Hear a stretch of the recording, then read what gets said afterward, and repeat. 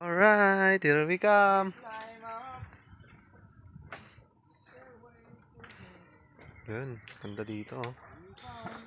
Ito yung restaurant na ginagawa.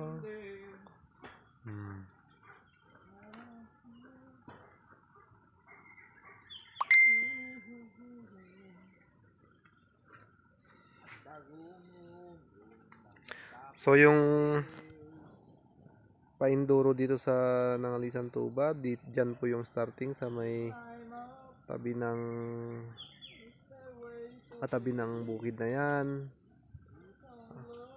Papunta doon pataas sa bridge ng Nangalisan Tuba hanggang doon sa likod.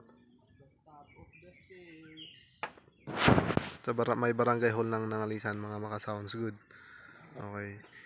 Yung trail site naman natin na dyan sa kabila na simento na.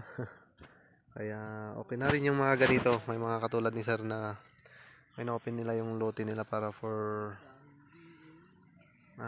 enduro. Ayan. Videohin nga natin yung kan.